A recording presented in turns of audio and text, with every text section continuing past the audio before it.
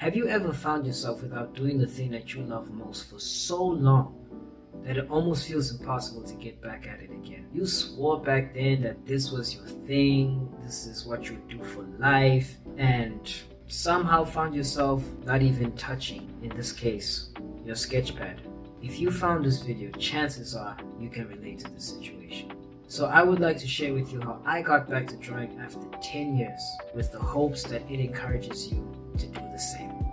First thing I did was get a sketchbook. So any bookstore nearby to you should be enough to have a decent sketchbook. Of course, acid-free is recommended so that your pages don't yellow. But if you don't find that, it's okay. Just get a sketchbook and an HB pencil. An HB pencil is perfect for drawing lightly and erasing with ease, and also getting some shading volume when you want to draw darker.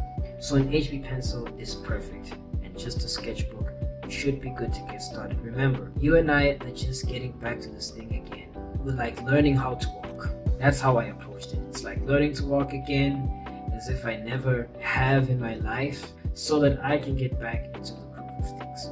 So sketchbook and a pencil, you should be good to go. Number 2, find and follow a tutorial.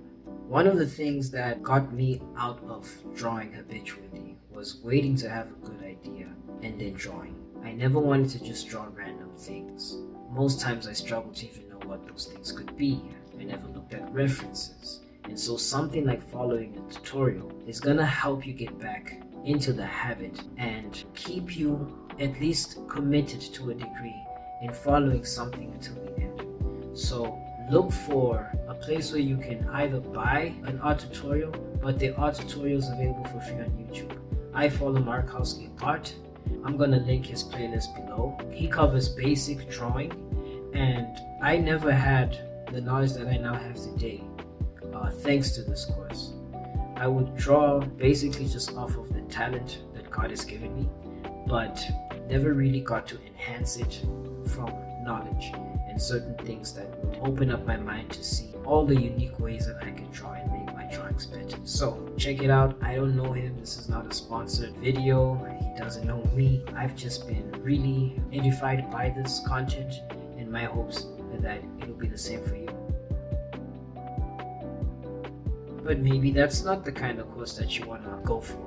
So look for the one that's best suited to your needs. Maybe it's anime, maybe it's more figure drawing, maybe it's more cartoon type of drawing, maybe it's a specific way of drawing that you're more interested in getting back in. Look for a tutorial that covers those things, whether paying for it, plenty of sources, or whether for free, which you can easily find on YouTube. But find and follow a tutorial.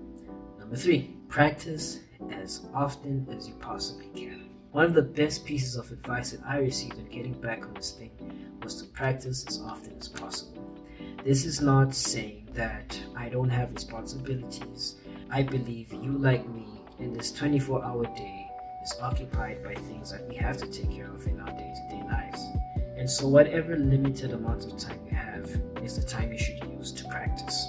So I, for example, after work, spend a bit of time with my family, and after putting my daughter to sleep, I spend about an hour, so I'd say max 2 hours within the whole week following a class. And some days I can have maybe 30 minutes. Just use the time that you have. You don't have to always spend time drawing complex things or things that really require an amount of effort on your end.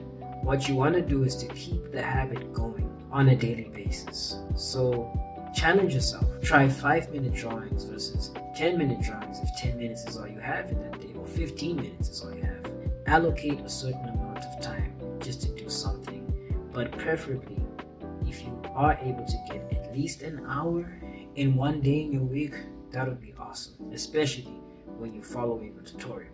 So practice as much as you possibly can. And the last thing that I want to leave you with is enjoy the process.